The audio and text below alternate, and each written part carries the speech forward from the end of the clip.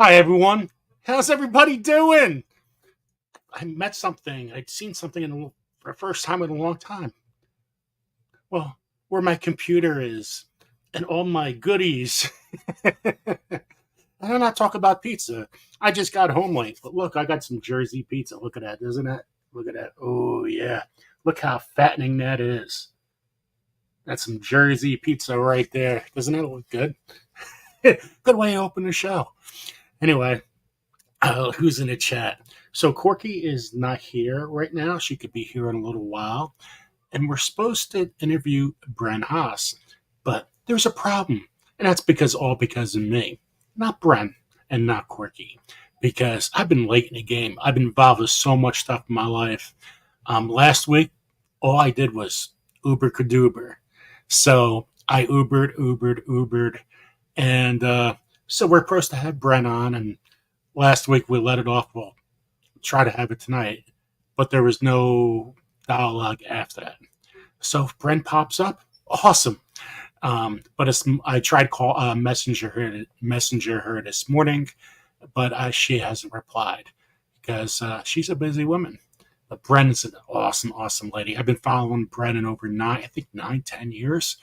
It's been pretty crazy. So hopefully she reads her message and said, "Oh, Joe, that's right." But that's my fault for not talking to her.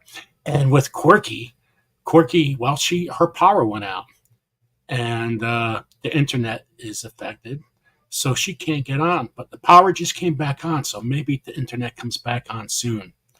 So if not, well, I'm going to take everybody. How do I charge my biochar? So I think that'd be an interesting topic. So who's in the chat right now? We got Gail Southern Living, Jay Dixon, Jane Doe, Kathleen Moran, Built on a Rock Homestead, Terry, love Terry.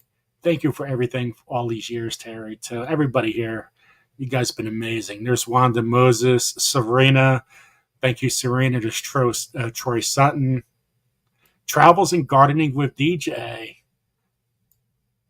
Who else is here? This is awesome. You got Rudy's here. A lot of people are just starting to come on in. Silly Lily's here. Welcome, Silly Lily. I love Silly Lily. So that's what basically I've been doing is work. And a side note, I will not be here Thursday. Corky should be here Thursday. Joey is having surgery on Friday. So you got to get him prepared. I got a couple things I got to do anyway. So Joey's going to be in a hospital. He's good evening, Silly Lily. Joey's getting his pacemaker out of him. So it's not good. It's not bad. It's not really working. So hello, LP. So Joey's going to be in there a couple days. They have to break his sternum. And it's not an easy surgery for a little boy, that's for sure. Or for anybody, I should say. So prayers to my son. And I'll be at the hospital for a couple days. I'll be Ubering between a little bit to take a break. Ubering is definitely a stress relief thing. So the good thing about Joey getting this thing out is his mom doesn't have, anytime he goes in a pool, anytime he goes in a shower, he has to get packaged up because it can't get wet where his pacemaker is. So by having a surgery, maybe it could be act more like a kid, act more like a 14-year-old, not going to mama every night. I mean, you can imagine how hard that is on Julie. That can't be easy. Welcome in, Ginger Ninja. So, yeah, life has its ups and turns, right? So hopefully everything will work out with Joey. So let's talk about biochar and what do I do with my biochar. So I don't know how everybody can see this because I don't have another phone. But I just got this at the garden center, just charcoal. So we've been talking about biochar forever. If you can make biochar outside in your yard, that's what we want. That's what you want to do. You don't want to buy anything at the store. You don't want to buy anything at the store. But this is what we have. Um, just to let you another note, I might be moving in next year or two. So it probably will be in state. Oh, Ginger Ninja, thank you so much. I appreciate that. Thank you so much, Ginger Ninja. Um, more or less, it's probably going to be in. Um, my mic is off. I've been talking. That's the first time my mic is off. No.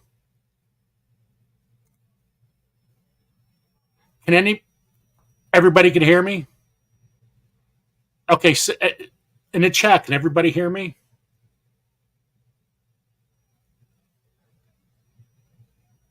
I can hear him. Okay, good. I could. Okay, I'm going to go around. So somebody's just muted on their side.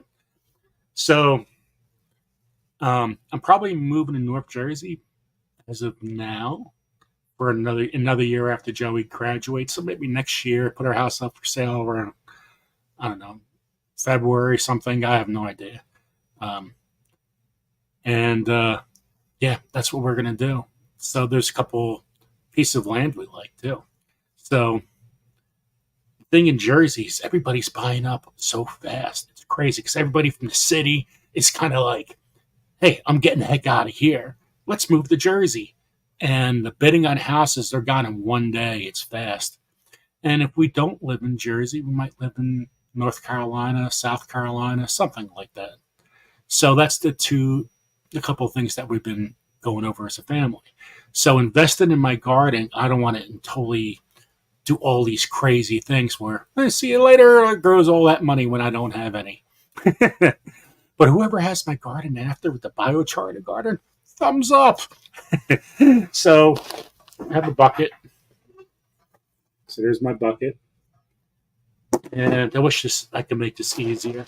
So one thing I'm going to do is pour this right into the bucket. So when you pour this, I'm just pouring a whole bit.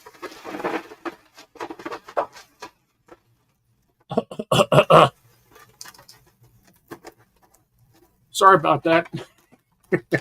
So just regular charcoal. And so you see it like that. And I don't just put one bag. I add another bag. All this stuff's going to soak up all the microbes and the nutrients. That's what I want. I want everything to soak up in these. So I'm going to put another bag of charcoal. It's too dark in here. You guys can't see the fumes.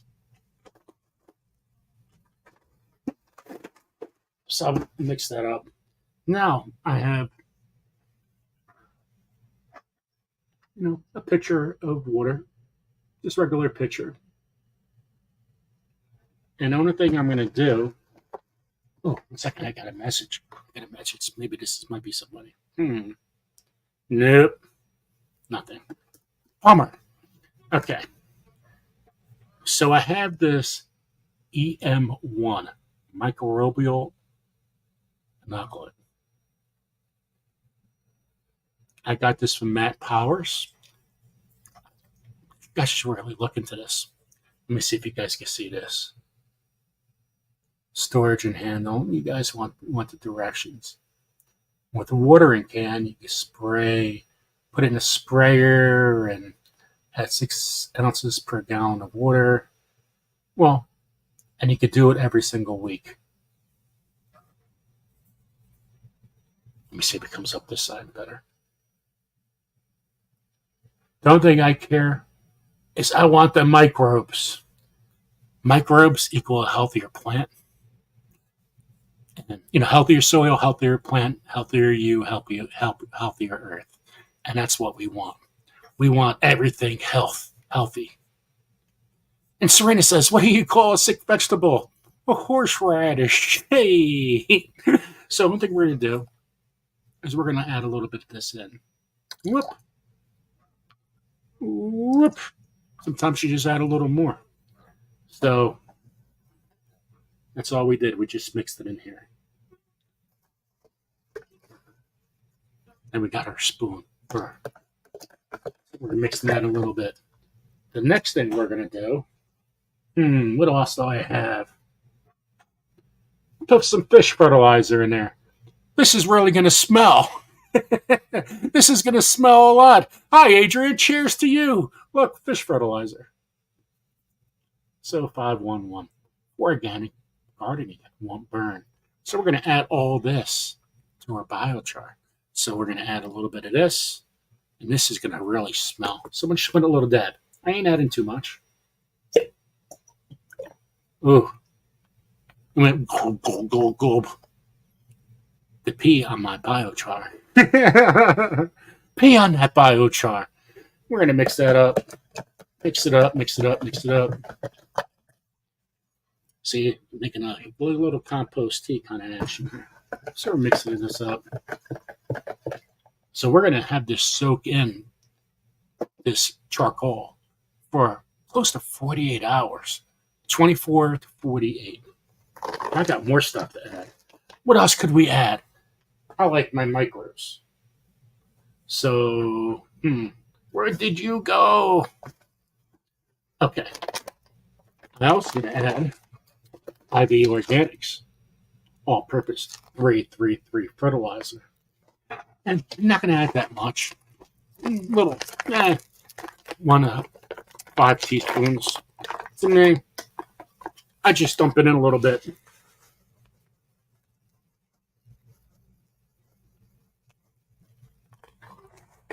Yeah, this is going to smell great. This is going to smell awesome.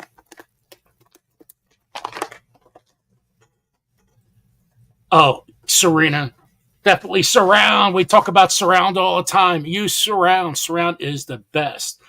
And let me see what it's called. I just called Quirky the other day for cucumber beetles. Milky spore for those beetles. But more or less, I love using Surround. Surround is awesome. Now I'm going to make my compost tea, the other stuff, right? Compost tea. So it's just, I use Recharge. It says, look, instant compost tea. So I got all these microbes, and all these nutrients are going to go into this biochar. It's going to stay there. It's not going to leave. It's just going to suck it all in. So microbes. And that's what I'm adding here with this compost tea. It's supposed to be about give it a 1 to 5 teaspoons. That's all you need to add. And this little packet is going to last me for a while, which is awesome. Okay, so I got that to the side. Let me mix this up. Mix it. Oh man, look how great this is. Look, oh my God. I'm just going to mix it for a while. Mix it.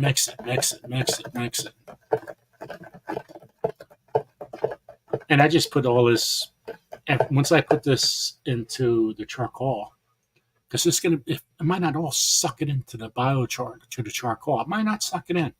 But other things I could add to it. Because then you could add your earthworm castings for more microbes. Don't spill, oh, if I spill this, holy crap. This never would smell so bad, Adrian. Oh my God. It would smell so bad. Nobody will be in my room forever. Make sure the legs are on that table. Oh my God. That is so funny. So I'm mixing it up. What I love about this is I can still add the microbes, the EM, which is this, which Matt Powers told me to use. Or I could just continually use the other microbes that I have in the garden. But biochar, guys, biochar is a game changer. And when you add those microbes to it. So I'm just going to keep on mixing it up.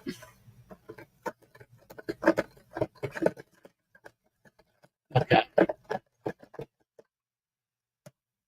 And one thing I'm going to do is lay this in here. This is sizzle.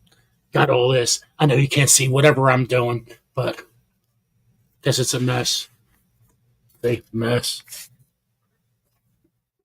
Because I'm just pouring this in there.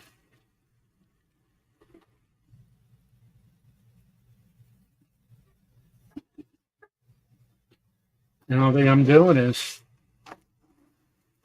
I might have to add more to it, guys.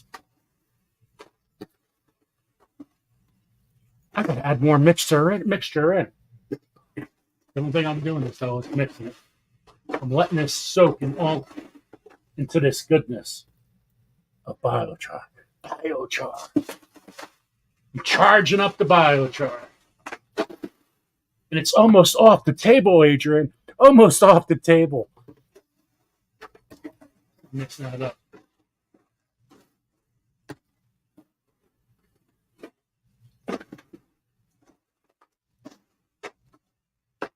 All right. Let me put that right there. So I'm going to add,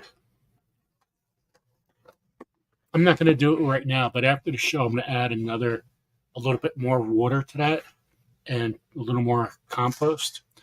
And I'm just going to let that sit in there until I'm ready to plant. And after that, if I get a little thickness, which I will, I mean, not thickness, if I have more extra water in there, which I want, I'm going to add more biochar. And this is compost. So this is already charged. So I'm adding charge to more recharge so I can really make sure I get a good product into my planting hole.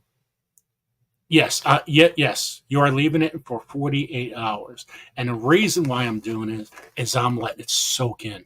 I'm letting all that. Maybe I should. Maybe I shouldn't have touched this. I'm letting all that soak in, all those crevices. And so the more it soaks in, the longer it will last.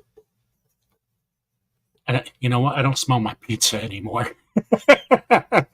And if I had seaweed on me, and actually, if I had more time today, I was supposed to get seaweed. That was the plan if we didn't have our guest, and we didn't have our guest, and I just ran out of time. But I'm going to add this to it too, and let everything soak up. So I could just put it in a hole. Boom! You're good. You're set. You are set. And it's all charged. It's supercharged. It's boom. It's just this is going to store in there and grow until frost, and I should have a healthy plant all the way around. So pretty cool stuff. I love this stuff. And I just want to say thank you, Matt Powers, for teaching me about certain things with the microbes and the plant. And I plan to use, I'm putting everything I got into my plants this year. And whoever has this garden next year, well, they're going to do pretty good. So, is that similar to humus? You could add extra. You could actually add humus to it too. You know what? Why not? Add some humic acid. Yes, you can. Yes, you can. Anything that you could add your microbes to your garden, and anything you could store it and keep all those nutrients into the biochar. Biochar is your building block. Biochar is your sponge. Biochar is your. I mean, you have everything going. It's not going to go anywhere. And the good thing about that is when those beneficial nematodes work around there too, man, all those bad bugs that come to the plant, they're going to run away. They're running. They don't want to be around the good guys. We got a mass of good guys. I mean, it's going to take a mass of bad guys to come to that soil to kill it. And that's not going to happen. There's too many good guys. So just remember the good guys and bad guys. And that is what we want. So just let you guys know, I'm only going to be here an hour today. So I do got to go back to work. I'm not going to be able to work this weekend because with Joey in the hospital, it's going to be, I want to be there more than anything. And as you guys know, that's where I should be. So, so let's see who else is in the chat that just came on in. So we had, there's LP. I love the new name. Dave Knight. And thank you, Ginger Ninja, for the super chat. That means a lot. And we got Milk and Honey Heritage Farms. I'm just looking down the chat, guys. I tell you what, the older you get, you really can't read as fast. It's terrible. Rick is here. Welcome in, Rick. Welcome in, Rick. In this Garden State so-and-so. like the Jersey love. And man, it's been so humid. And probably around everywhere is around you too. It's been that humid. It is so humid.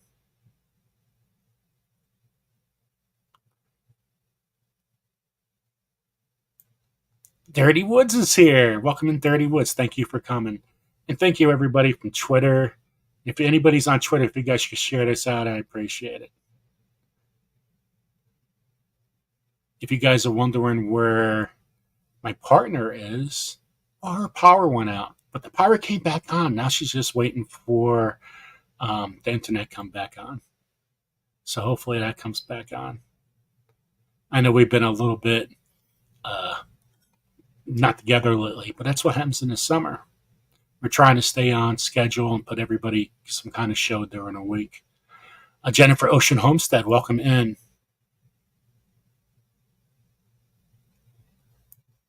Let me see what Serena's question was. Someone on another chat said they were experimenting mixing kale and clay, neem oil, and water. I think that was either neem oil or BT. You could do the kale and clay, and you can mix garlic with that. Just be careful on neem because it could really burn a plant. So you don't want to add too much neem oil to it. But you really don't need it. You really don't need it. When you have that clay, they really come to that plant, and they're all bugs kind of come to a plant, but once they come and taste, and they're like, ugh, this is terrible, that's when they go back. So you really don't need all the extra stuff. And I wouldn't add PT to it either.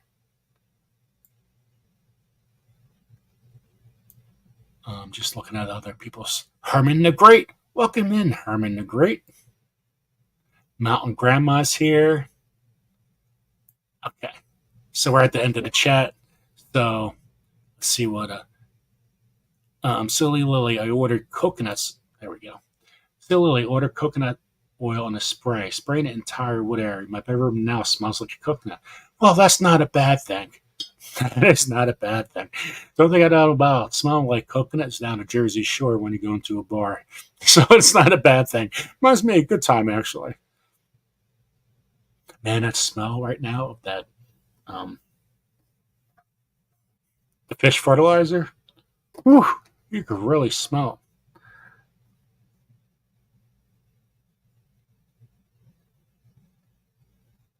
it. Exactly.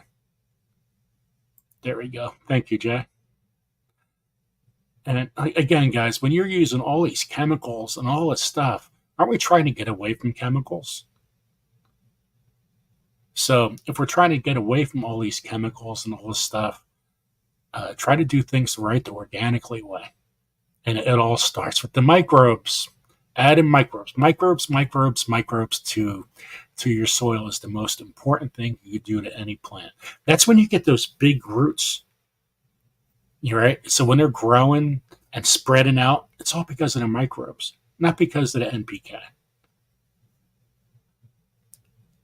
Let me see. Bushcraft family, Sarah, welcome in, Bushcraft. Welcome in, Charles. Charles, I love that guy.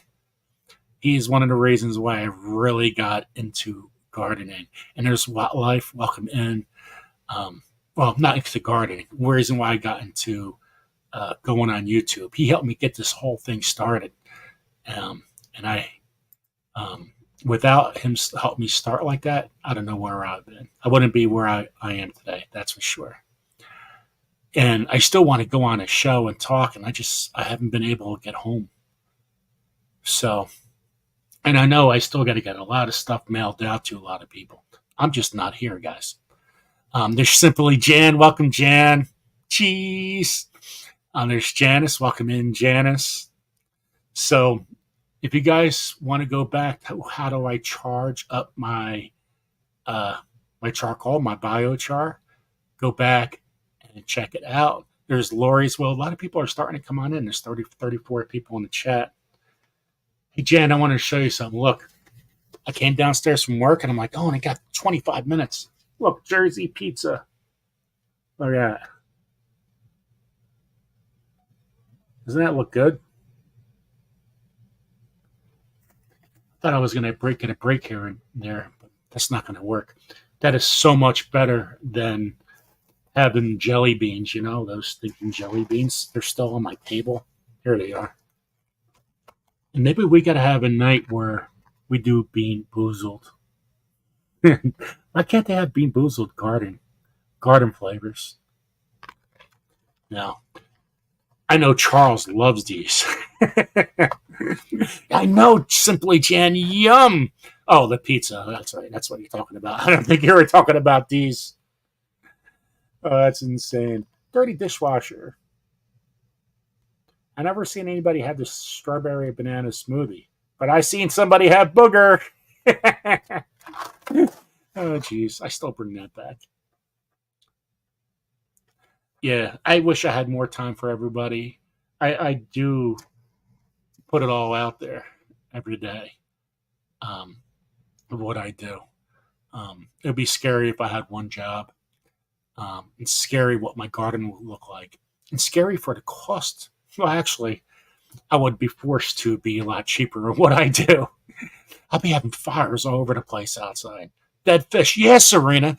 Dead fish. You believe that? You know how disgusting that dead fish, Serena? Serena, go buy some. You'll love it. Taste, Serena, since you don't know what these are, you'll love stink bug, Serena. You'll After you have stink bug, you'll definitely go back for another. Stink bug is amazing. Let me put that back up. Yeah, canned dog food too. Isn't that great? Stinky socks. And look, he got barf.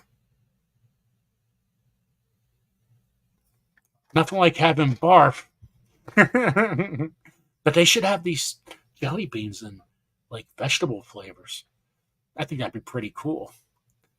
So just let you guys know my job status. We Looks like we have until November before the new job. Well, before I get terminated or no more paycheck. But I also did the driving test, and well, I passed those today, so I could start learning how to drive a bus. And the reason why I'm doing it is I really need less stress in my life. And I'm 54. I don't need to go to New York. I mean, the lowest financed house around here in New Jersey is basically around $400,000, at least in down the shore and North Jersey. Everything's then that's the lowest you could buy, and I don't make that kind of money. So bus drivers, I always totally respected bus drivers because I used to go on a bus. I used to coach. I coached 16 years. I was always on a bus, and it's a good way to make a little extra overtime. I get 4 hours off in the afternoon. So after you drive the bus, I go garden for a while. I could go on YouTube. I have extra time, and I like that a lot. So right now, that's what I'm going to do. I might have some other options available, but I don't know. I don't want to stress. I'm stressed enough. So that's going on my life there. Okay. Oh, one second. Cosmic Cultivators is here, right? Welcome in, Cosmic Cultivators. Boom, Mrs. Cosmic Cultivators. Love those guys. Yeah, Serena, stink bug, Serena, stink bug. You'll love stink bug. I'm telling you, you'll have those jelly beans forever. I love the Cosmics. Let me see what else. So, yeah, it was nice to do that bus test. Um, oh, jelly beans are Ken's nemesis. He'll definitely love stink bug.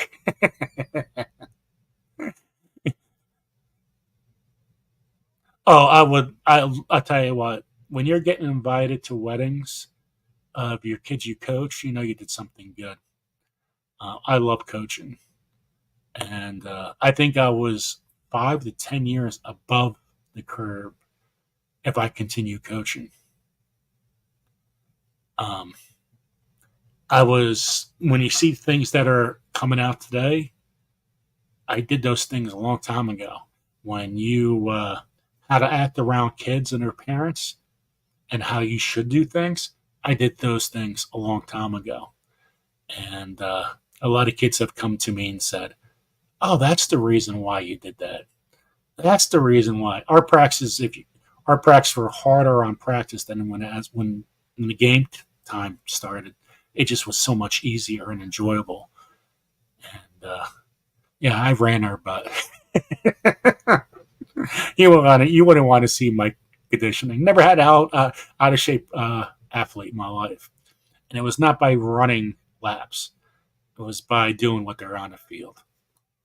Oh, I seen a question. I seen a question.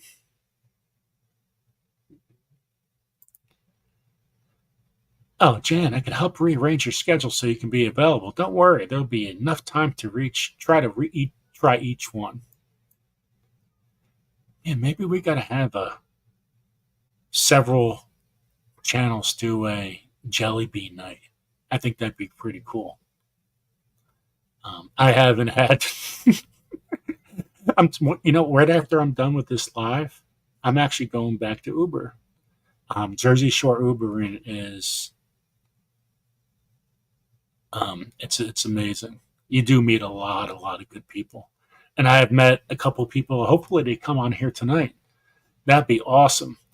If they come on. If you're here, guys, say something. That'd be great because I love talking gardening on when I drive YouTube. When I drive a Lyft or Uber.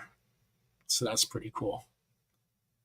And thank you guys for everybody who's on Twitter. If you guys can share out Twitter, I appreciate it. There's 13 people listening on Twitter right now. Thank you guys. I appreciate it. Just let you guys know when you're building a channel and you set up a go live, do it on Twitter too. Add Twitter to it because it goes to Twitter as a podcast. They can't see a picture of us. They just see it's like a podcast, and it's pretty cool. Oh, actually, you can see me live, but you can't comment. That's what I meant. See, my mind's all over the place. Joey's on my mind. So is that pizza right left to me. But I'm still smelling that fish smell. There's no pizza smell.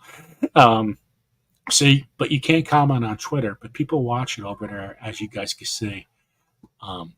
It really, really helps tremendously if you go on Twitter. It helps your numbers out. And you make new contacts all over the world, which is pretty cool. And the more people share out your live on Twitter, not your videos, your live. That's what it's important. You're live. Share your lives out on Twitter and have other people here that are on Twitter to share at the same time. And your numbers will explode. 2 days of practices. Yes, bushcraft family. 3 days of practices. And you know what's funny is I always brought vegetables. Even when I was 21, I would bring them to the coach's office. And I was growing these hot peppers, really good looking hot peppers. One of my friends who was a police officer, he comes on in, sees a pepper, thought it was sweet. He comes in, oh, hot. Oh, it's hot. Oh, it's hot. And in the schools, the water fountains never work.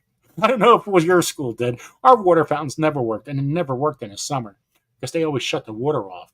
So all of a sudden, he goes to the water fountain. There's nothing there. Oh, runs to the next one. That water fountain's off either. I have no idea what happened to him for like 2 hours. It was insane. Never seen somebody run off eating hot pepper like that.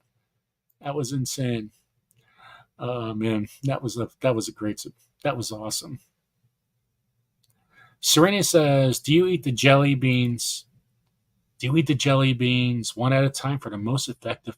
Oh, Serena, yes, I do. Actually, I like the pear. There's some really good. For some reason, Serena wasn't here when my son was going through cancer and stuff like that. It was after the fact.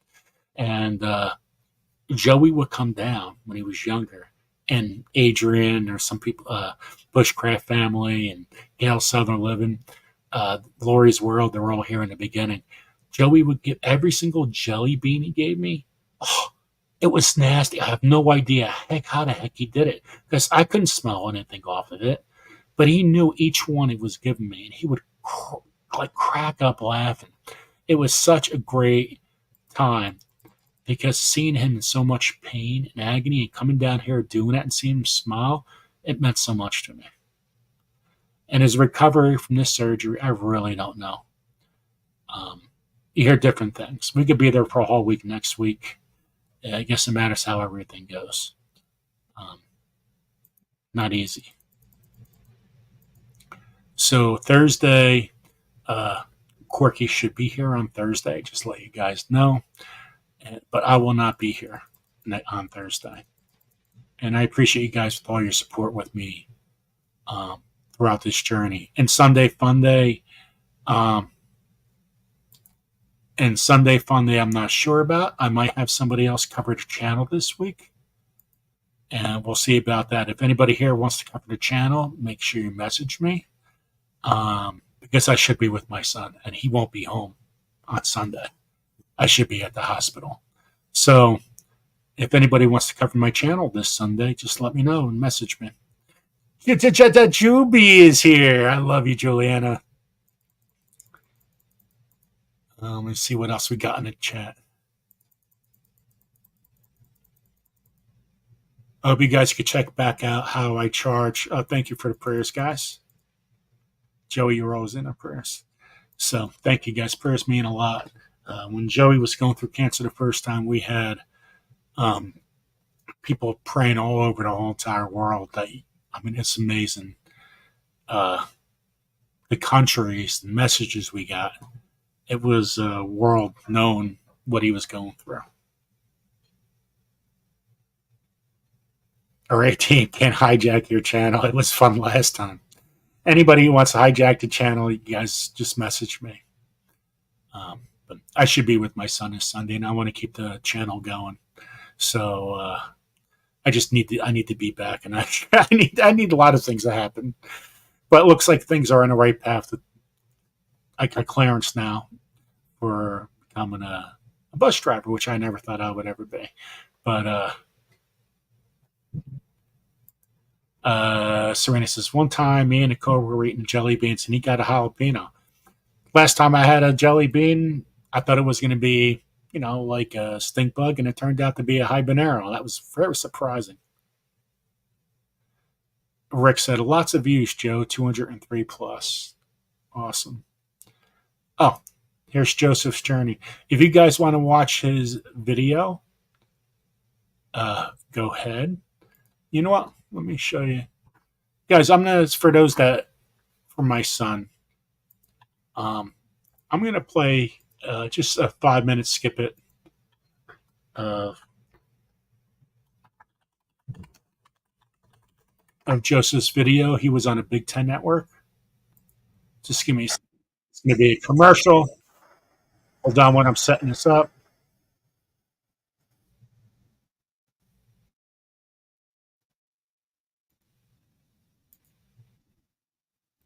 Hold on, setting it up.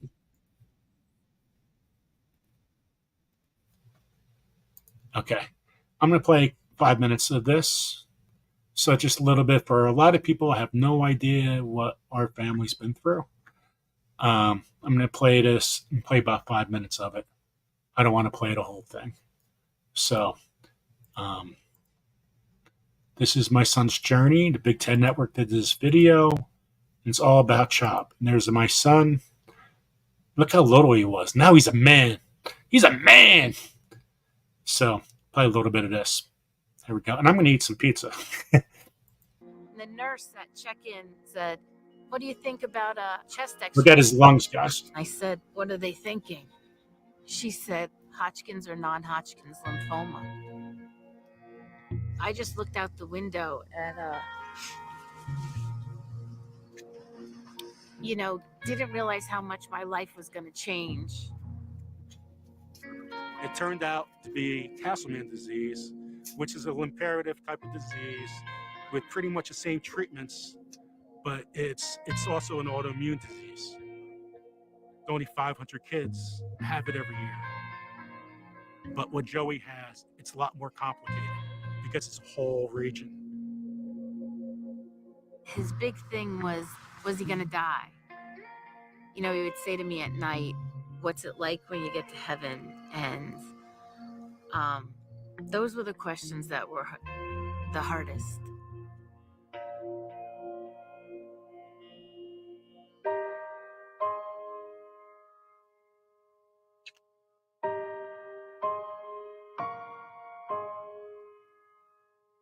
His mass was so large.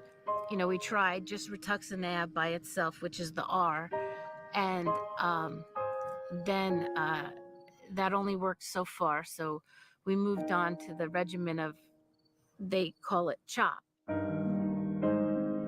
And we were in the elevator going to the car, and I said, do you realize it's our CHOP? Chiano's key phrase. I go, that's right, our CHOP. That's what we're going through. So here we got all these Rutgers things going on, and now it's the R CHOP we're going to battle through, and we're going to CHOP Hospital. Everything is CHOP. That's what we're always telling our son, CHOP, CHOP. I was confused until my parents explained to me Children's Hospital of Pennsylvania on the side. I was like, oh, that's what it means. During this whole ordeal in the beginning, Rutgers was going to name another coach, and Coach Shiano's name came up. So when he's in this hospital bed, everything in my mind was CHOP. How are we going to CHOP? Thanks everyone for the support. I'm chopping. We're all in this together. Keep chopping.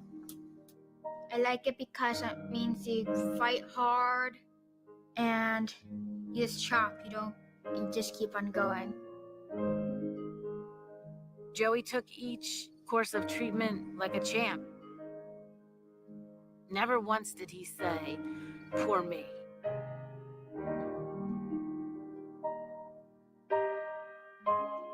This mass, with the art chop, it came down from 9x7 to 4x1. March 12th, Joey had open heart surgery. The doctor removed the mass, and it was just a complete miracle that it worked.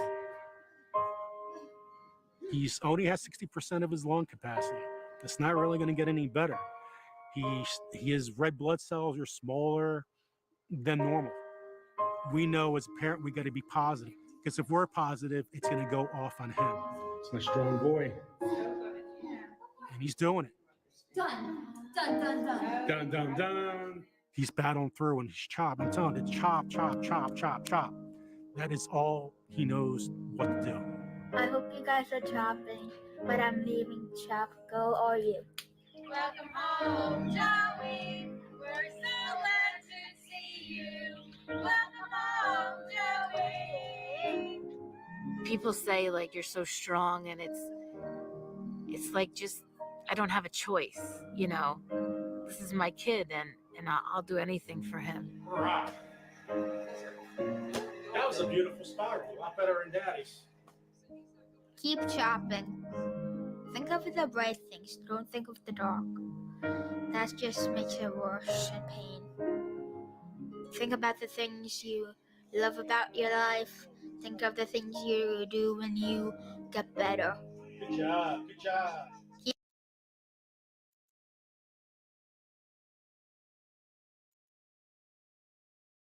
Do you guys want me to keep on playing it? Let me know in chat if you guys want me to keep on playing it.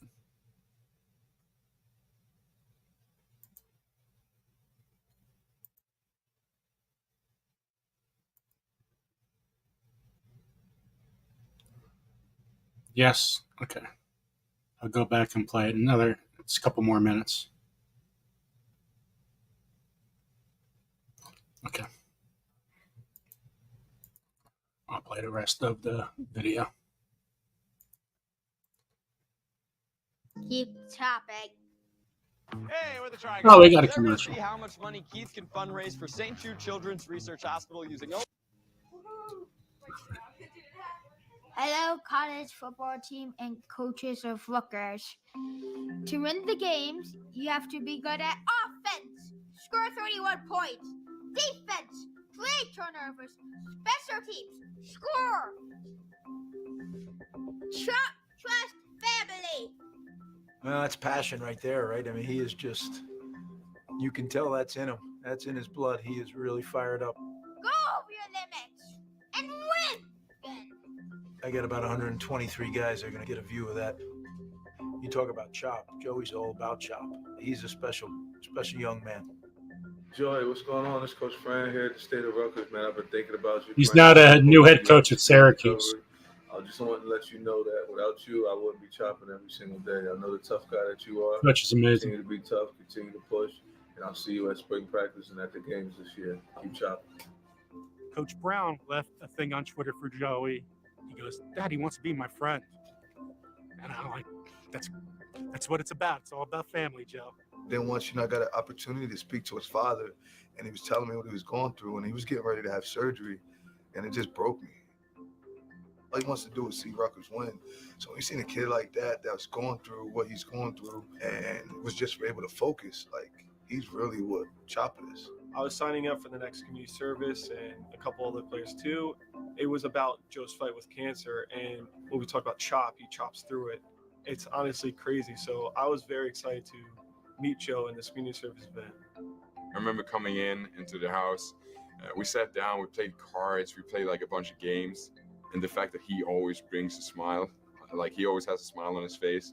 He is always there like, hey, Robin, just chop, like that. Like, it's impossible to not be inspired by Joey and what he's been able to do. One night, I said, Joe, how you feeling? He goes, oh, I feel pretty good. I go, hey, if I get tickets, would you want to go to a Rutgers basketball game? Yeah, let's go. He went to the game just before his surgery, and he was on the floor, and the band chanted his name when he came in. Joey, Joey, Joey. I had no idea any students would know Joey's name. Here's the happiest moment of my life. Lots of people are chanting my name, and it was all Rutgers and basketball. He came home, and just to see how excited he was doing little Fortnite dances on the side, and I don't think he knew we saw them, but we did. Family Trust Chop is all over the place. Well, that's what it's here too. The love from this town, the love from our family, the whole surroundings. It's amazing what it's doing to help my son get through this.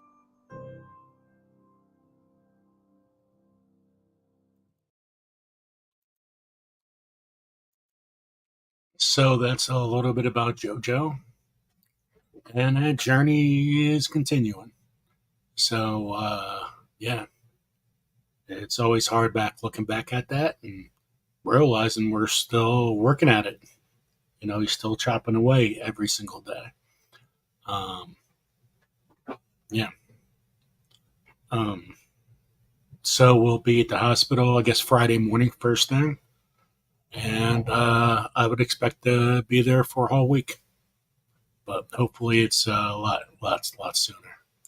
So I'm going to go to LinkedIn quick. So Scott, I'm hoping to have him on my channel soon. I got to contact him because he said, give him a little time. He'll come back on in a little bit of time. Scott is an amazing, great guy. If you are on LinkedIn, try to follow him. But there's a video out here, and I thought it was kind of cute.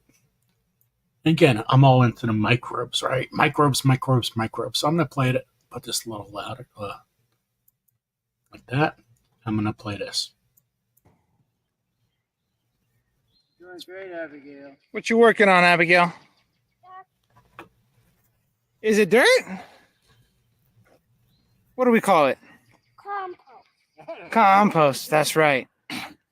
How's it different from dirt? Yeah. There's what living in it? Bugs. There's bugs living in it. That's what makes it different from compost. It's all organic matter. It all used to be alive. And a lot of it still is. Say bye-bye. Bye-bye. I love that.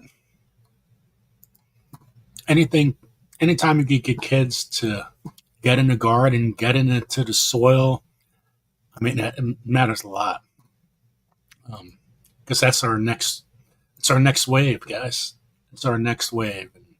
We need to get our kids the hands in the dirt and the soil, not on our phones, right? Um, yeah, bugs is it. Bugs. I absolutely love when kids are gardening and learning, because they are a sponge, and that's what we should be concentrating more on. And just let you guys know too.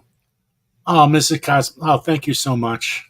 Thank you, thank you, thank you, thank you so much. Thank you, thank you, thank you for thinking of me. And you guys see, my son's a big boy now. So getting all those wires out of him and stuff, it's not going to be the easiest thing either. So thank you so much. I appreciate that. Hey, Heavenly Hills Homestead is here. Welcome in, welcome in. And I seen we had a Duval City gardener. My granddaughter was born half heart, left heart syndrome. Prayers to you. Prayers, prayers, prayers.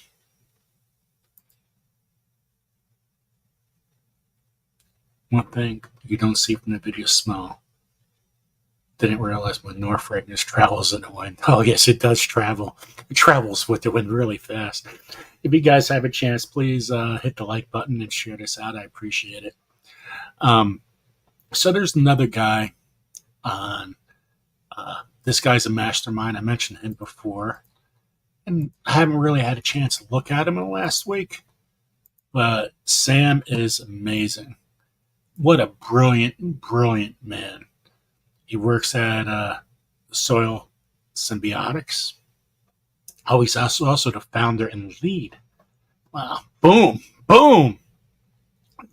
This is what I'm talking about when you have young kids learning about gardening, farming, and the soil and everything else. Look how young this guy is. Well, he looks young, at least in that picture. But he leads, when he's making comments, everybody listens. When he makes articles, everybody's into it. Let's see if he's made a video lately. Let me see. Let me get my glasses back on, guys. Glasses help.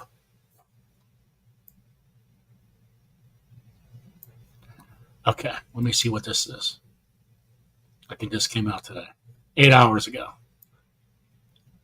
They claim we only have 660 harvests left has become one of the most frequently repeated statements regarding agriculture and soil health. However, the assertion lacks any scientific foundation and appears to be made up. Exactly. And this talks a little bit more high crop yields when you use higher organic matter. So that's what I'm talking about, the microbes. Microbes. So it's all about the biology. Oh, sure. Hold on one second. Hold on. Let me just talk about this quick. So Sam is absolutely brilliant, man. There. That's what soil's supposed to look like. Look how dark. Well, I did like it. And if you look up here, one second, let me go to videos real quick. Hold on, guys.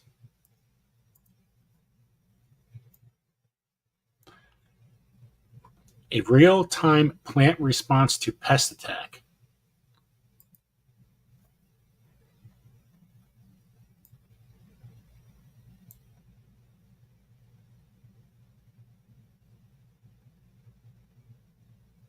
Wow.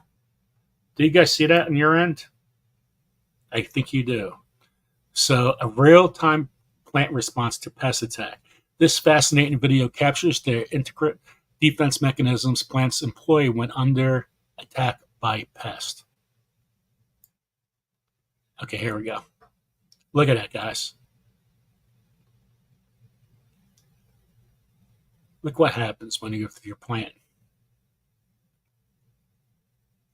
I think that's so awesome. This is the reason why I love LinkedIn.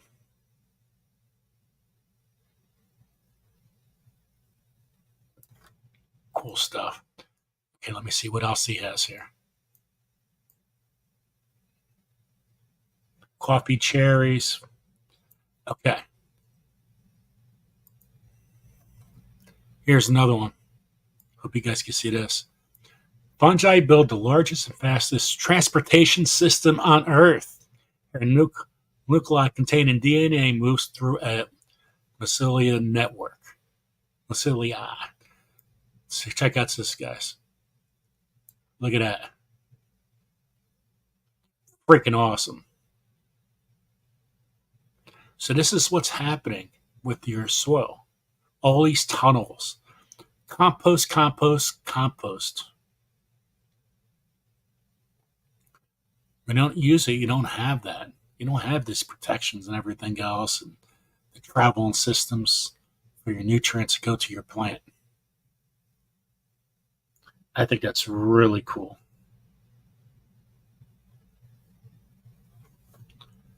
Okay, I'm going to stop sharing there.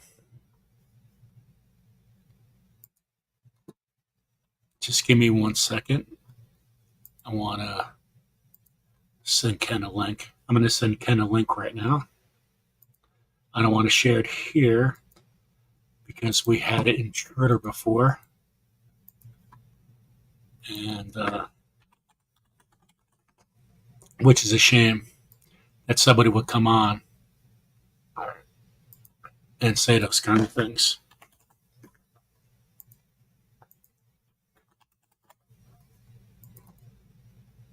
Man, that pizza tastes really good.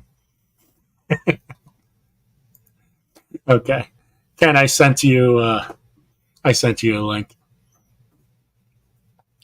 So, how's everybody else's gardens going right now? Hope you guys are doing really well. I'm still planting, which is insane. But if you look at it and you look at the last frost day, we still got a lot of time. I might not have the harvest I want, but actually, I think I will have a good harvest. But I'm still planting. It's going to be all good. Hey, guys. Thank you for coming on. Not a problem. I heard Corky has a power outage or something. Yes, Corky has a power outage. We were supposed to have Bren Haas on, but it was my fault because I didn't communicate with her in the last week. Mentioned Tuesday, mentioned everything. Can you come on? And it stopped there because I've been so crazy busy. And so here comes, oh, it's Tuesday already. Oh, no. We'll have to comment in the morning, and it's not something that she just looks at. You know, some people don't look at their phones and messages all day. Yeah, I know that. I have that same thing happen to me on a constant basis. I'm at my phone all the time. I have my phone. I am on my computers. I'm multitasking 24/7 basically. So somebody messages me is like, whoop, let's go. I can't go on because I'm working, but I'm multitasking other ways. Yeah. It's overwhelming. So how's your garden going, Ken? Good. We're not growing much for vegetables and stuff like that, as we actually don't eat a lot in this household. We've got our flowers are going, etc. You know, lilies, and my wife's name is Lily, so you know we had to have lilies in the garden, right? Right. That's, I got a message here. Let me see if it asks this one. So Serena goes, I have a 5-gallon bucket I charge biochar, and I haven't used all of it. Now I have a lot of tadpoles in it with brown toads in my yard. So what do you think about that? I think that life is going to find a way. If there's moisture in there, you have to consider the water molecule itself actually holds the DNA for basically our entire planet. One water molecule holds all that DNA. So if it's got the available building blocks, it can create things that you would never expect to see in a sterile environment. As long as it's got the components, it can create that. It does the same thing in the soil.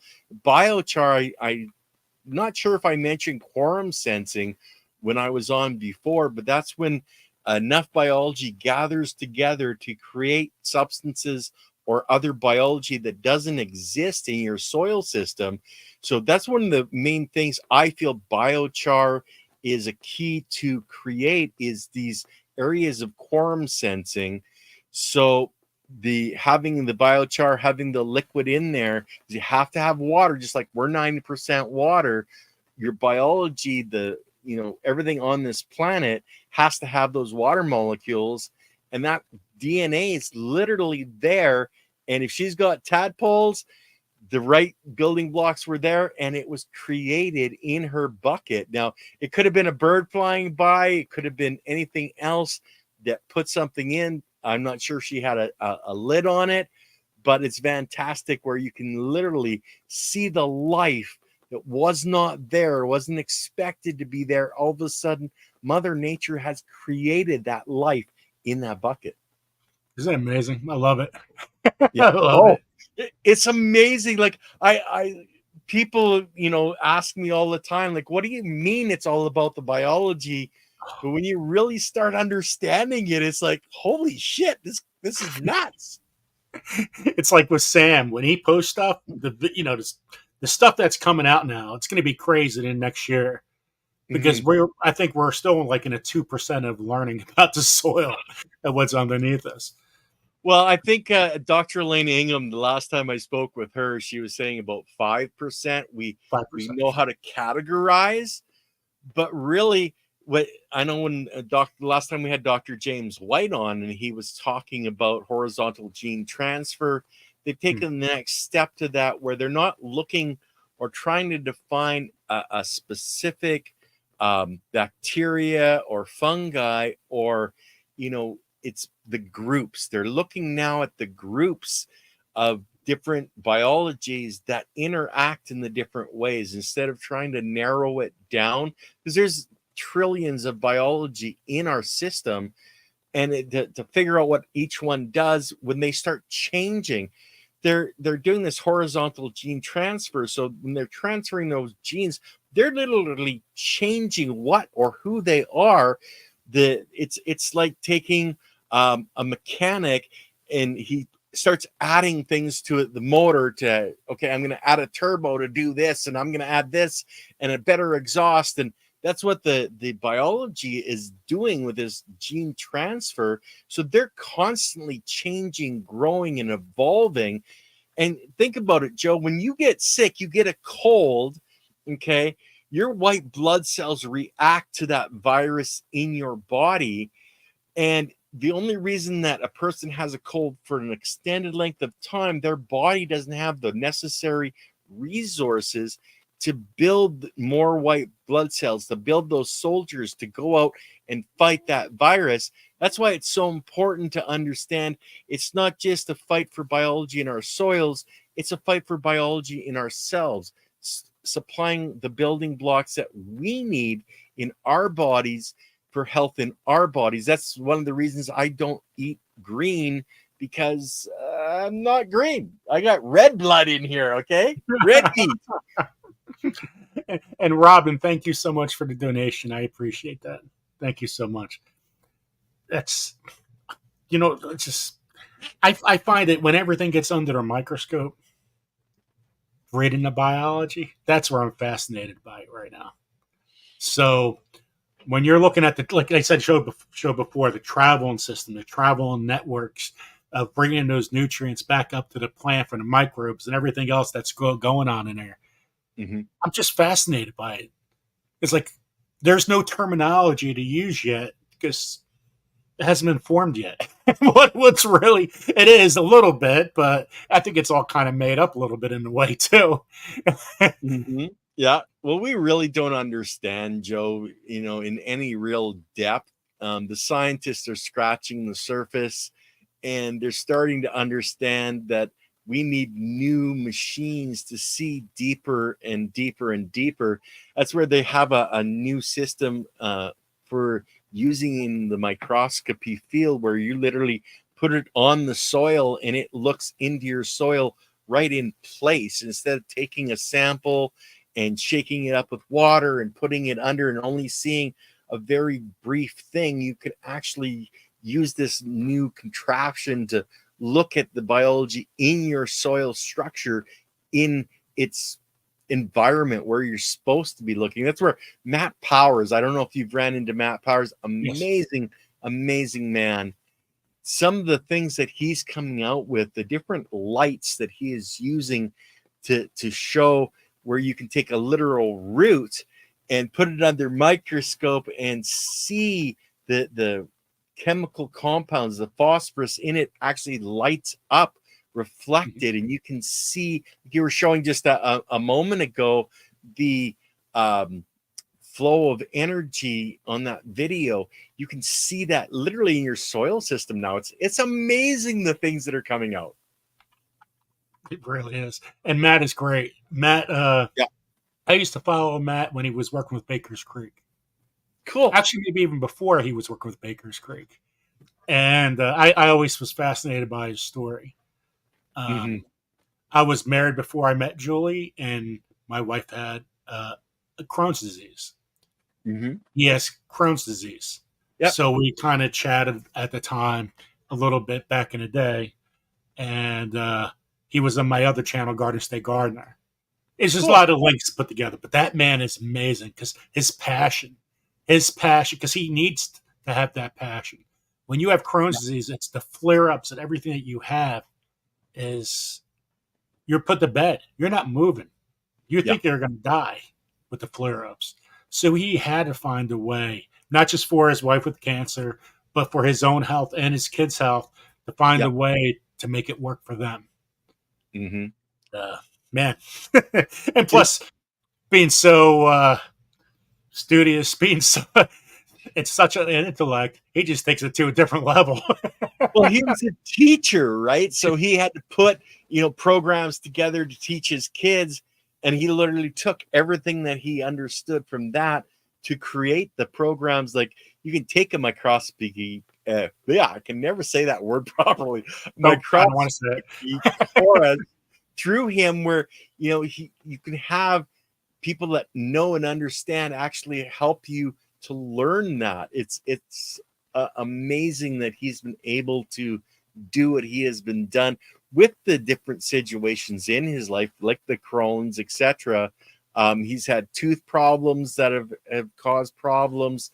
There's so much, but it's all about literally the biology, and he's getting into the DNA of biology now, and he's putting a program together that from across the world of people sending in slides and videos of biology that they can track down and make more of a base file on what everything is and what it's doing. But now we understand that they're changing so fast. Once we understand something, the understanding of that, what that particular biology does, the next day it's not doing it, it's doing a totally different job. It's like, damn. So Serena said, here's a question. How long do tadpoles take to fully develop so I can use the biochar water without killing them? Should I put screen over the bucket to prevent more tadpoles? If she wants to like, I don't know if Serena, if you have a stream or something like that in the area, you can move them to. If you have a pond or something on your property, I don't know the life cycle. You'd actually have to research that of a frog, but you could transfer them very quickly into as long as it's an aquatic environment, then they will just develop naturally. I don't know where you got them from. I don't know if it came from a bird flying over, like I said, a piece of dirt that showed up that had that. But remember, as I said, the genetic code is literally in the water. So as long as the water is there, the different codes, it's going to look for life and to create life. Mother Nature does not like bare soil. She creates life there as quickly as she possibly can. And that's what's happened in your bucket of biochar. life has been created. 4 to 16 weeks, tadpole to toad, as my wife Silly Lily said. Welcome in, Helen Ford. And Simply Jan, that is so kind of you to say that. I attribute the success to my garden because of Joe and all his amazing guests. This has been my year of learning. And you have Cool. Simply Jan coming on your show, right? Are you Yes. here? Yeah. No, she's coming up. Just let me look at the schedule here on the 19th. So not this Friday, next Friday. I'm coming on. I'm interviewing her to see what she's learned and where she's going. And I learn by listening to many voices. That's just how it is. And she's got a voice that I want to listen to and learn from her experiences. Yeah. Yep. And I got She's who else do I got? The Hillbilly Chicken Ranch. I have Adriana from Indiana Backyard Gardener. She's coming in on the 30th. And then the chicken is the 26th of this month. That's awesome. It's all about community. That's how we grow together, learn together. And the more you get that environment, everybody coming together, we all learn together. And exactly. And with Gail Southern Living, that was a great interview. Oh, well, she did a wonderful job. She's actually coming on next month on my channel, and we're going to talk some more. So, welcome in, Denise. Good to see you, Denise. Thank you. Yeah, she's that was a really good interview, and I know she was a little nervous, but I think she totally rocked it. Oh, she did. She's an amazing host. I had a fantastic time. I'm one of those people where I'm so damn relaxed. It's easy to interview me or for me to interview someone else. I could interview you right now, Joe, and all I'd have to do is ask, Joe, how did you get started in this? I started when I was little. I started when I grew up next to a farm. Old Polish guy. He actually lived 204 years old. Wife lived to 97. He says, they asked him in an interview, how did you live so long? He goes, need bends and shadow boxing and eating vegetables. So imagine a 104-year-old go, and he showed a video in boxing, and knee bends, flexibility. Always remember, you need flexibility. You don't want to wake up with that back going over because you're never going to move again. Work that flexibility. Yep. How many people wake up? How many people in this chat wake up the first thing in the morning and go, or get out of the chair? You got to hear it. Is that before or after injuries? Okay. That's waking up in the morning first thing. Have you ever had Jersey pizza? Not Jersey pizza. No. I was coming late. I was actually Ubering from after today, and I was coming home after I Ubered a little bit, and I was like, oh man, I gotta get going. We'll see what's up for dinner. Seen pizza, grabbed two, and I'm like, before the show, I'm like, damn, I didn't even have a chance to eat. Like a show. I showed everybody my pizza. Jersey pizza is so good right now. I think they always contributed pizza in the States or New York because of the water. Because water was so crap that people actually down south got tons of water from New York to bring it down south to make their pizza. Guess it didn't taste the same. I have no idea how that works. So I think all that crap moved down to New Jersey in the water now. Because all New Jersey pizza is really, really good. Cool. If you can't have good pizza in New Jersey, you're not making good pizza. You're terrible. Just stop. Hey, Jersey Twister's here. Welcome in, Jersey Twister. Speaking about Jersey, right? She lives right next door to me. Oh, cool. No, 1 second. Milk and honey. I had a Jersey burger, but put a Jersey food card on it. It was fabulous. Made from a Jersey food card. Yeah, New Jersey food. Look at the size of me, Ken. I'm huge. There's just too much good food. I actually haven't spent very much time on the east coast of the U.S. I went down. The wife and I went down once to Chesapeake Bay and spent a week down there. But I really have. I've been more in the western states than in the eastern states. So, what inspired you to start your career? Was it your health? Did you something that always? It was injuries. I blew nerves out of the side of my spine, and it was creating a cascading effect of muscle spasms in my back. So I was on some pretty wild muscle relaxants, and I basically lived in a fog for several years. But I found that cannabis, by using cannabis, it would actually stop the effects and relax my muscles. So I turned to growing my own cannabis, and because I wanted the healthiest possible cannabis I could consume. And in doing that, I went down this path of living soil, etc. And it led me to, after a couple of years, the understanding where it comes down to, it's all about the biology. And I listened to Dr. Elaine Ingham, Leighton Morrison, and many, many other people, global scientists, reading white papers and etc. And nobody else was talking to this depth. So that's why I started the channel that I did. It's all about the biology. And that's what I love about Matt, because Matt goes, why does stuff, you only learn stuff so far. What happens after that? That was Matt's biggest thing when he talks. Like, what happens after this? What happens after this? Like, there's no other questions that nobody knows about. Yeah. That's what I like about Matt. Because it's nonstop. It's like today I found mushrooms. I walked to my garden quick, did a quick water, and all of a sudden out there I seen a whole bunch of mushrooms in an area that hasn't had water. Basically, we had one rainstorm in basically 2 months in New Jersey, 1 or 2. That's it. This place was growing mushrooms all over the place in a dry area that's completely dry. I'm like, how the heck does that happen?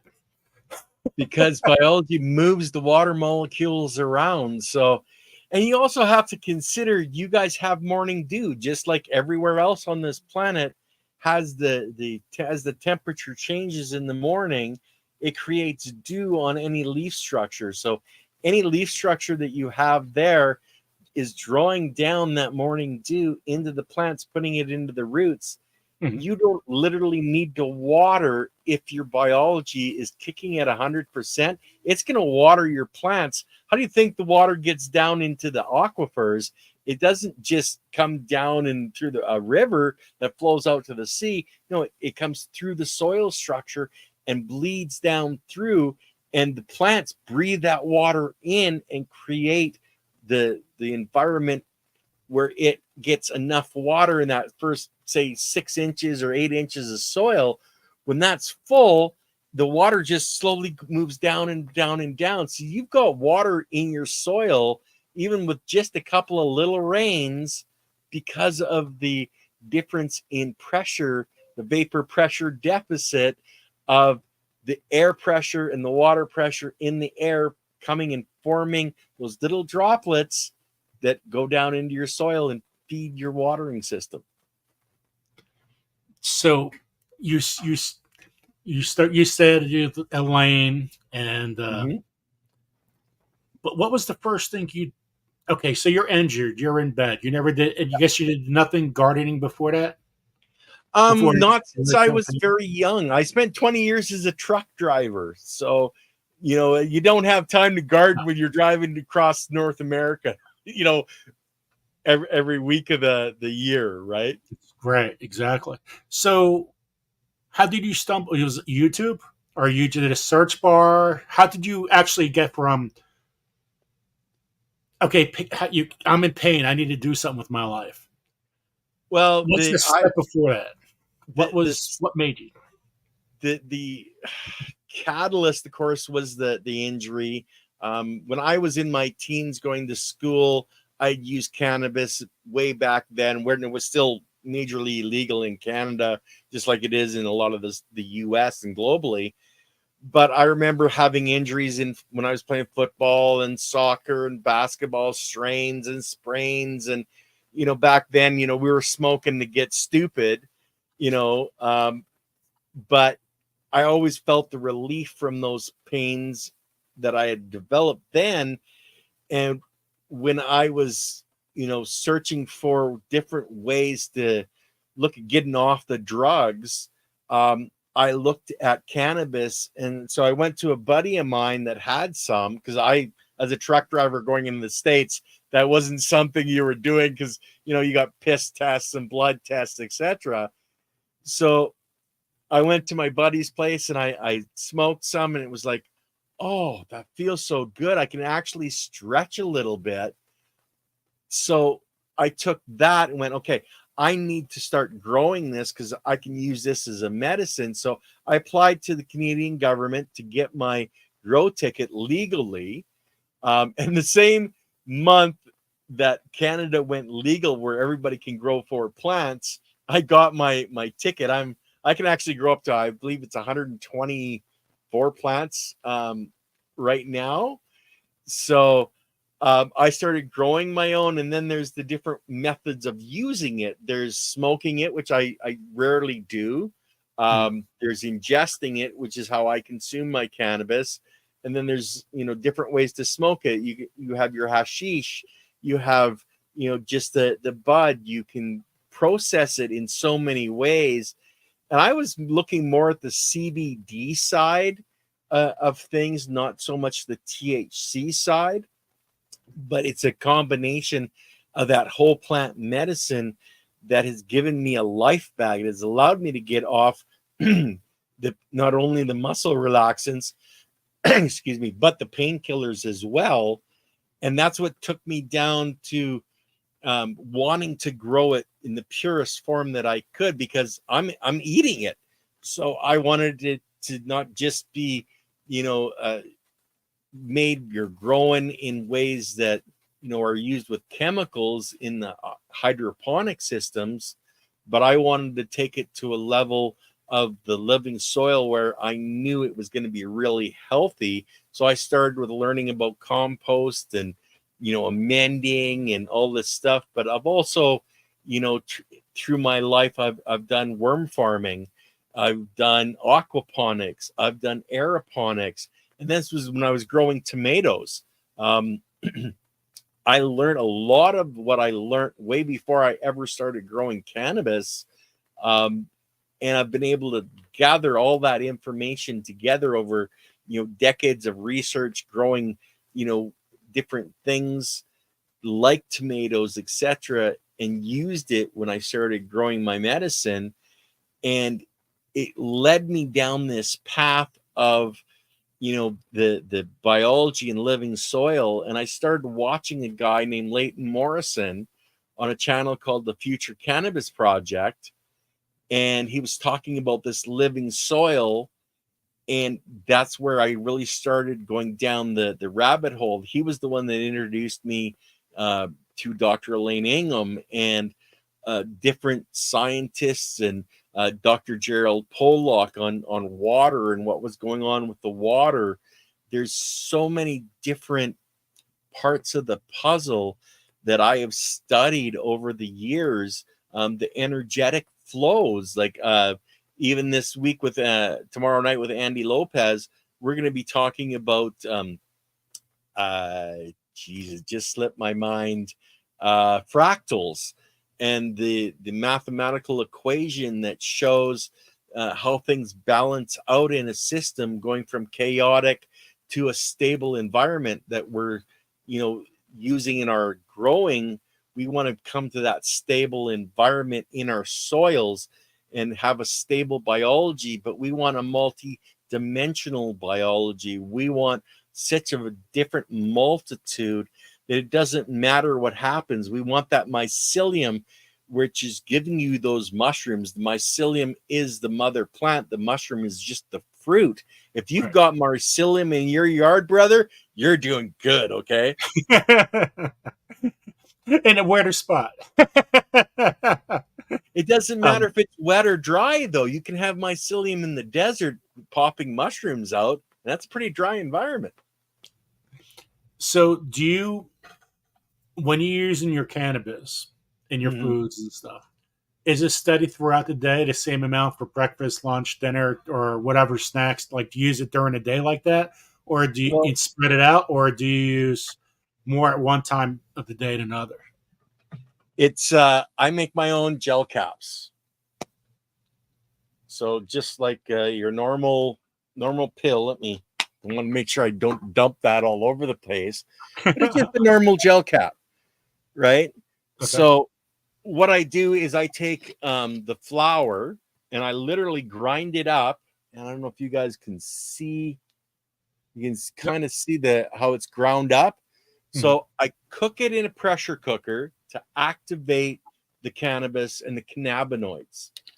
And then I mix it with diatomaceous earth, and I put 17 grams in 100 pills, okay, mixed with the diatomaceous earth.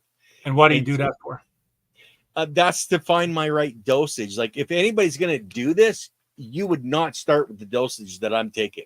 Okay, it would put you down and make you sick. It will never hurt you. It can't kill you, right? But it can make you sick. Okay, so you start low and slow, and I've built up to that 17 grams, and I actually built up to a lot higher than that. But I found that it was affecting me in ways I didn't want the effect. It was just like smoking, and it was more cerebral than medicinal at that point. So I backed off on how much I was consuming. So I used to be consuming 3 pills a day, and now I'm actually down to 2 pills a day, 1 in the morning and 1 at night, exact same dosage. But that's where I have found where I can endure the pain that I'm in constantly. Like I'm in pain 24/7. It's never going to stop. It's just a matter of, keeping it at a level where I can literally function and have a life. Joe, if you stand up and you give a big stretch, have you ever had your back, cramp a little bit? Yeah. Well, a lot. Yes, last night. Yeah, for me, every muscle in my back would cramp. Like every single muscle. One would start, it would set the next one off. I'd end up on the floor in this curled up little ball, praying for the muscles to relax enough where I could breathe, take a deep breath. For years, I was in the situation where if I stretched the wrong way, I would be in excruciating pain and suffering for days. So when I moved, it was very small, shallow movements. Now I can literally stretch. And when I move from not being able to being able to, it's like a life-changing experience. It's like being able to get up out of a wheelchair and walk again. It's what has given me the passion to keep going, to keep teaching, to show people not just that cannabis works in a system. Like, for those of you that don't know, if you're eating a piece of chocolate, it's producing THC in your own body, which is the part that they say is bad for you and is illegal in the US. But every piece of chocolate that you eat, it's doing it in your body. It's a natural substance our body is designed to work with in what's called our endocannabinoid system, which is the energetic system that is connected throughout your body that the cannabis works with. That's basically the story to get to where I found that I had to have this for the rest of my life. So if I'm going to have to consume it, I want to grow it so it's good for my body and isn't going to hurt my body. So, question from Australia. Using cannabis with THB, can you still drive? Hold on. I need a shot of water. It depends on the person. Now, THB, I actually haven't heard of that particular molecule. I know there's CBG, CBA, CBD, THC, THCA, which is the cannabis that hasn't been heated to knock that molecule off, the acid off. I used to drive all the time on THC, but then I had been consuming it for so many decades. And this is when I was a teenager. I consumed it every day for so long. I remember a situation. I went to school. My math teacher looked at me and says, "What the hell is wrong with you? You're just not functioning today." Well, it would have been the first time in a year I actually hadn't consumed cannabis before I went to school, and I could not function. Okay, so it's all in. It's the same with alcohol. If you're somebody that's an alcoholic and you're drinking every single day, most people don't even know that you're drinking because you're just normal. You can do everything that anybody else could do. Nobody would ever know that you've been had a half a Mickey in the morning and a half a Mickey in the afternoon, but you're still doing your job perfectly fine. It's the same with cannabis or with anything, with any real drug other than really, really hard drugs where it incapacitates you. Cannabis doesn't incapacitate. But if you're wanting to consume cannabis and you're not a regular cannabis user, no, don't get in a vehicle. That's like taking out a gun and starting to go, well, should I shoot somebody today? Because that's what it's going to be if you're not totally there in your own mind. And that's something cannabis can do to you if you don't are a consistent user of it. It's like taking around and you can hurt someone else. It's cannabis can't hurt you. It's something that our bodies produce naturally, etc. But don't be the person that does a bunch of cannabis and goes out and does something stupid. It's not like alcohol where it takes your senses away, but it's a different feeling in your own mind. And I know the first time my wife ever actually consumed cannabis, I literally had to sit there with my arm around her and go, "Honey, it's okay. You're just so relaxed. You're just floating." And she's going, "But it's so different. I don't know if I like this." It's like, "Oh, honey, it's okay." Now, psychologically, it helps. Well, because everything's going good. Like, does it help with anxiety too? It really depends on the person and the strain. And that's one of the things with cannabis. There's a lot of different strains. It's just like tomatoes. There's a whole shit ton of varieties of tomatoes, whether it's a cherry tomato, a beefsteak, etc. It's the same in the cannabis. And the cannabis produces different compounds, like I mentioned, CBD, CBA, CBG. They keep coming out with these different molecules. And consider, guys, cannabis is the most researched plant on our planet. Okay. Globally, it has the most research that has ever been done. It is the most regulated plant on our planet, where if you're growing cannabis professionally, you have to send in testing for everything. With forever chemicals, too much of this in it, too much of that in it. If we did that with our groceries and our food stores, there wouldn't be anything on our shelves. Okay.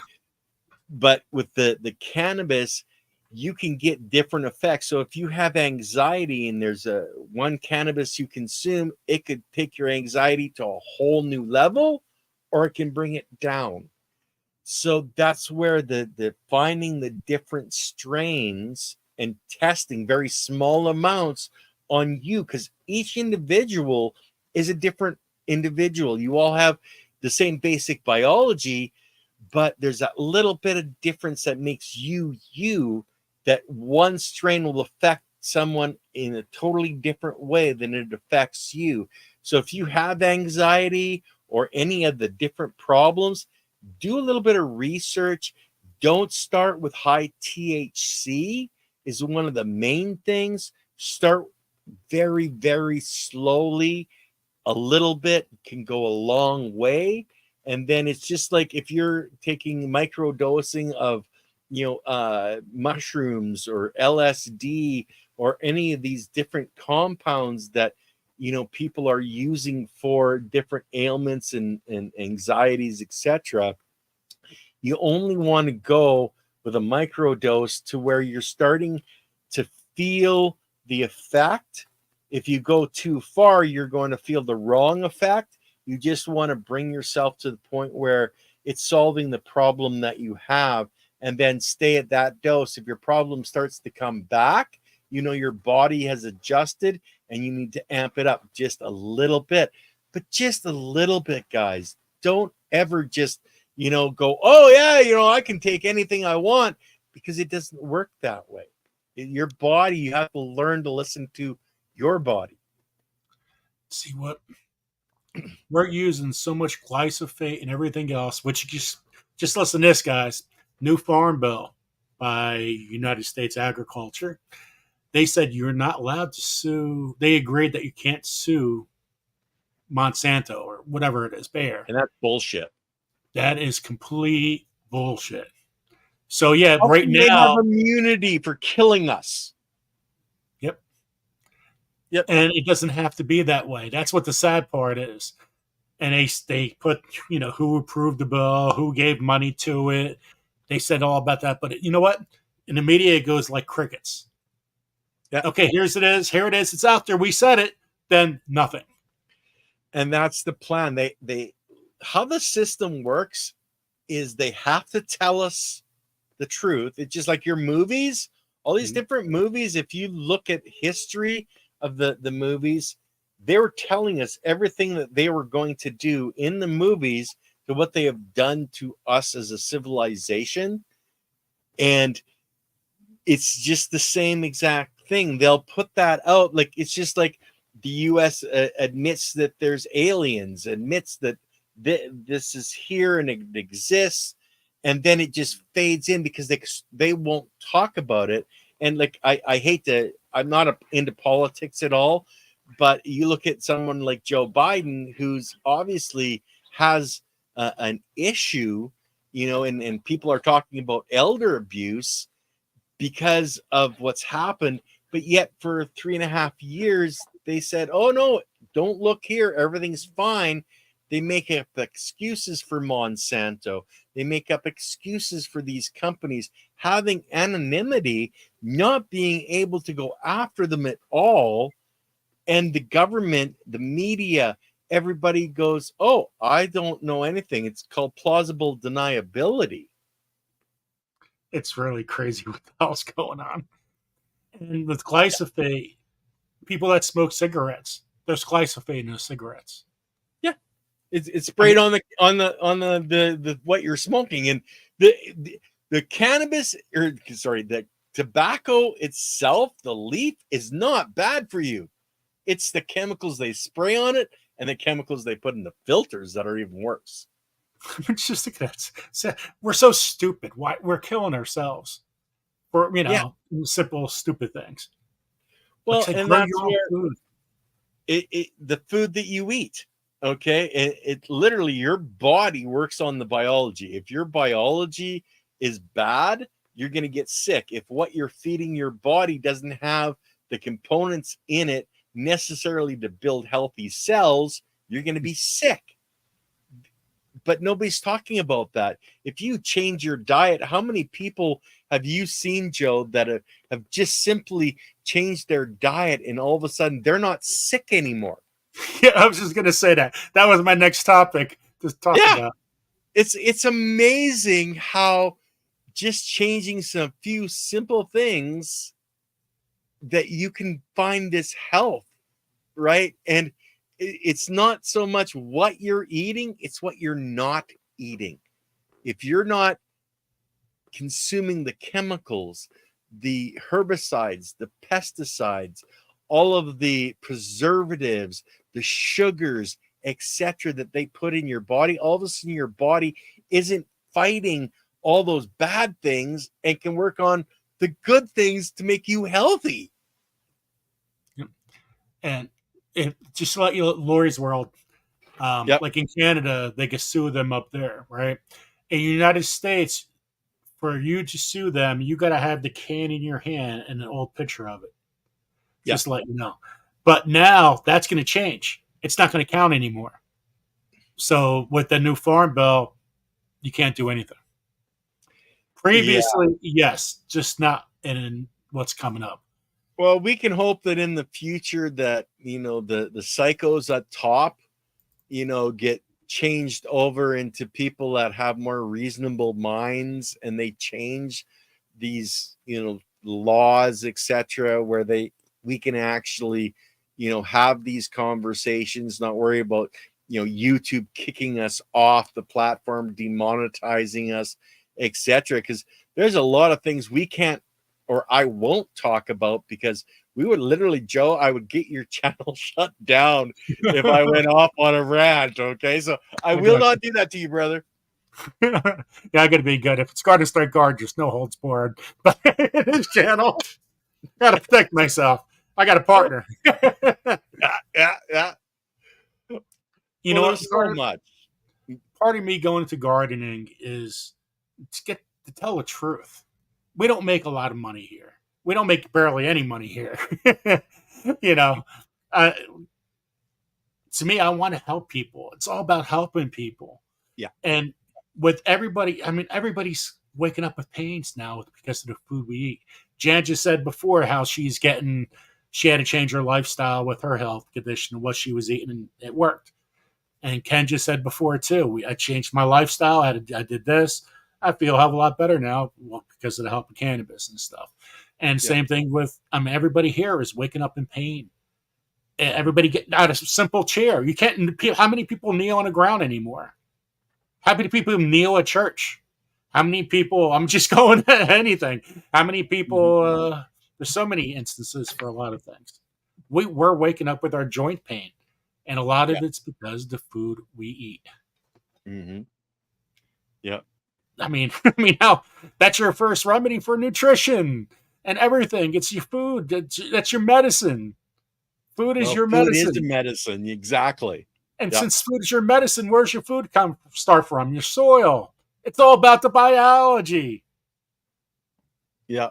Well, you look at the education system that's out there, Joe. I know the wife brought me up to speed on a group that had went out to a farm, a bunch of school kids, and you know, they were showing them the farm, the cattle, the gardens, etc. And the one kid, and like this is a kid and they're 16, 17 years old, and says, well, why do you do all this work? Why don't you just go to the store and buy your food like everybody else? Right. They didn't realize it came from the farm. Yeah.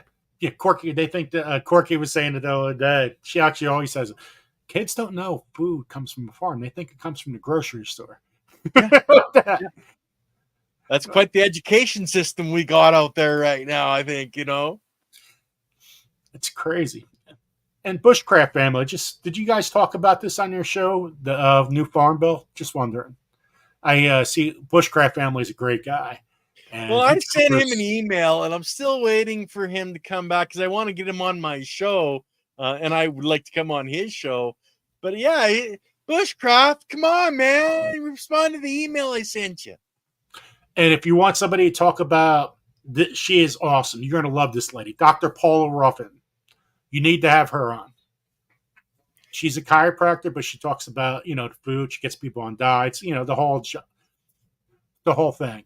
Well, send me the link, Joe, and then send me everybody you want to send me. I would love to talk to more and more people. I love to learn. You will love her. Absolutely. I mean, very thorough.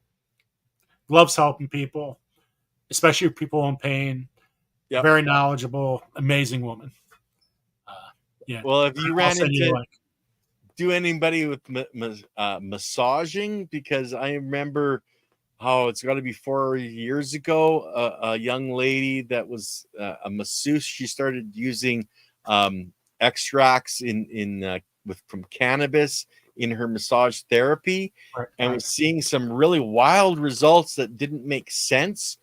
So she went to a scientific conference, and you have your epidermal layer on your body, and then you've got deeper layers as you go into under the skin. She was affecting layers deeper than it should have been affecting. So she went to the top scientists in the world and said, this is what I'm seeing. And he's going, cool.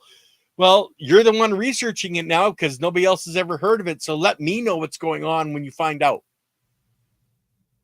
You know, just they don't know until they know. And then once they do know, most of the time they don't want to even change the educational books to teach the new people coming into it. They just try to shove it aside because it costs so much to print these, you know, technical manuals in the universities, etc.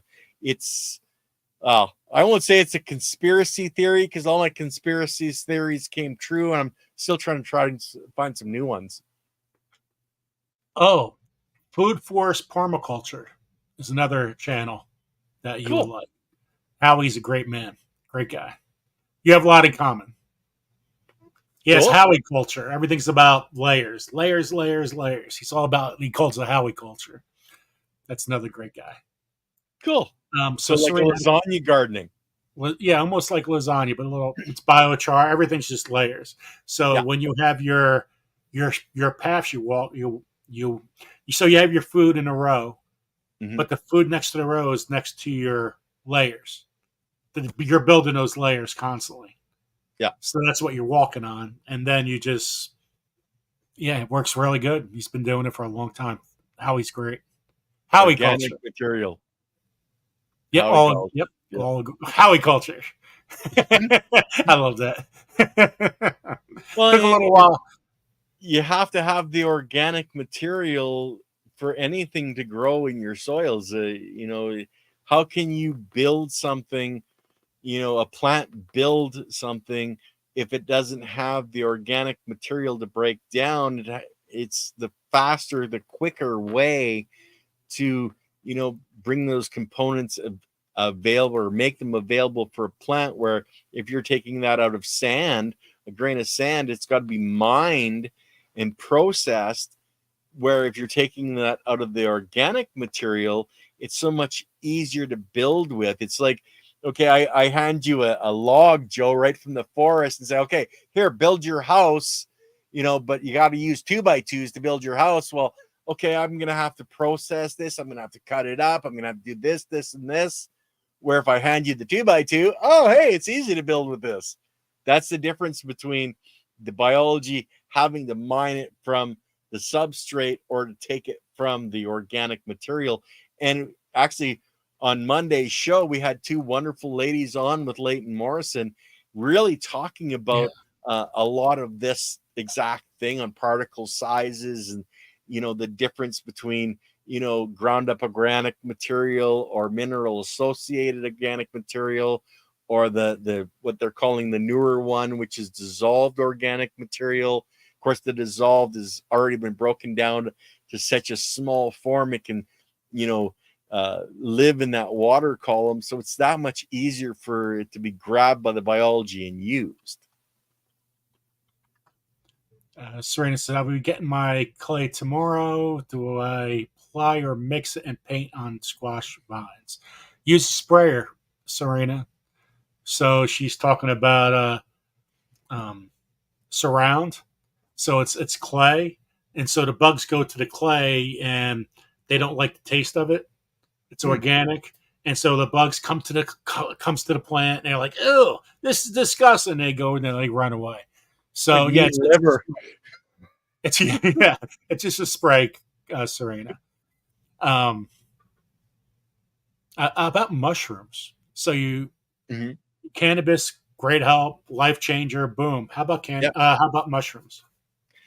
I actually don't really have access to it. Like I did mushrooms when I was younger, not of course for medicinal reasons. Okay, let's say that.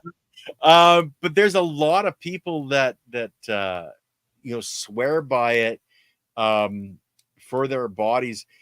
This is all stuff in nature that nature has given. Now, there's different types of mushrooms, of course. You have your reishi mushrooms, your lion tail, etc., which aren't psychedelic at all, that are going to give your body different compounds that our bodies need. But are you talking more that side of it, or are you talking more of that side of it? Okay, so I'm not I haven't really researched that much into mushrooms. I researched growing them because I was looking into growing reishi and lion's mane, etc., the medicinal mushrooms. But I never went down so far into what each one specifically does or the components in each mushroom, how it affects you. But with anything, it's like if you're want to try to change your diet, you want to go from eating, say, cantaloupe to eating watermelon. The difference in the cell structure of the plant itself, one's got a lot more moisture in it. If you eat too much of it, you're going to have adverse effects from that, where everything should be low and slow, whether it's a reishi or lion's tail mushroom. Take your time, test your own body with whatever you're going to be consuming. So down below is the two girls that Ken was just talking about. Yeah, Andy Marsh and Maggie Collins. Andy Marsh was trained by Dr. Elaine Ingham in the Soil Food Web. She's one of their consultants. She's worked with Leighton for years. She's worked with who's the football team in Texas? Texans. Oh, geez. Cowboys? Yeah, the Dallas Cowboys. The Cowgirls. Leighton and, well, I won't go there. Leighton and her actually worked with the gentleman that takes care of their practice field, and they switched to biological instead of chemical. And she's just an amazing fountain of knowledge. And of course, Maggie is, again, another lady that's far beyond me in understanding, the depth of all this stuff. And that's why I love to bring people on like that onto the channel, because I learned so much just from listening to them. So Serena has the joke of the day, because we always go to Serena at the end of the live for a joke. So this is Serena's joke for the day. What did the mushroom say when he was turned down for a date? Why don't you want to go out with me? I'm a fun guy. Hey. Yeah, baby, have fun.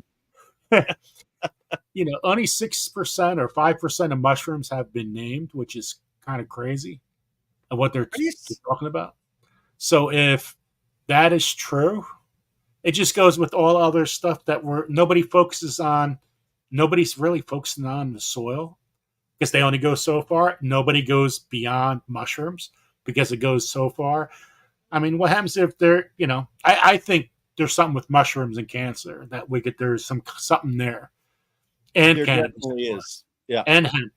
I just think there's something in the middle that there's some kind of combination that could really do wonders.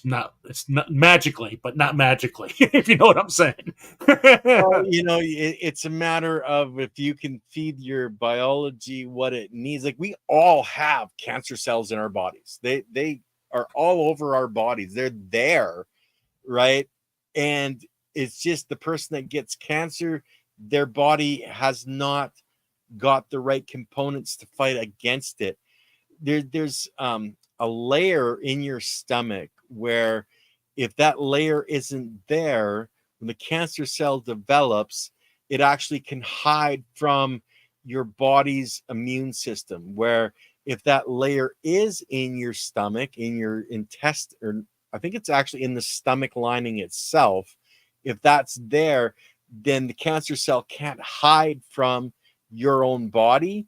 But if it's gone, then the cancer can hide and do what it wants. So that's one of the things. You're damaging your body by eating all these things. Like, every time you take a drink from a city water tap, okay, and you're drinking chloramine and fluoride and chloride and all these different components that they're putting into your water, you're damaging your gut biology, which allows the cancer cells to hide in your body.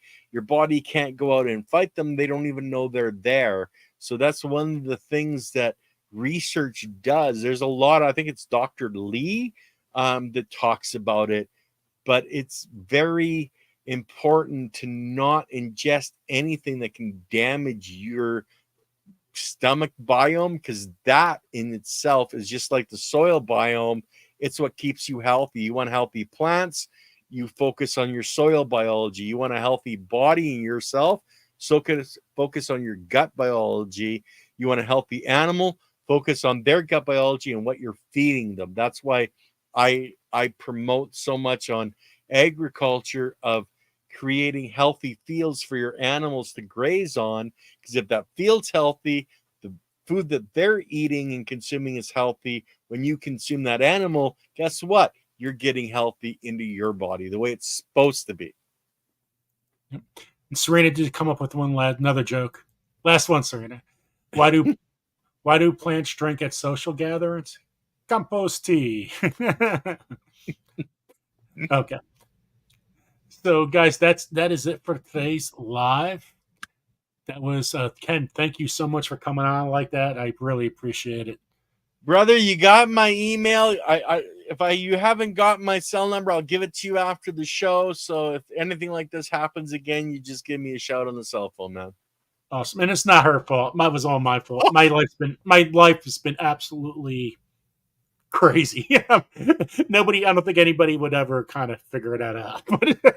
No, we haven't. I'm doing whatever I could do. All I could do. But anyway, thank you so much for coming on. Thank everybody. Thank you everyone for coming tonight. Corky will be on here on Thursday if she gets her internet back. But she got 2 days. She should be good. You know, you never know what you get in Ohio.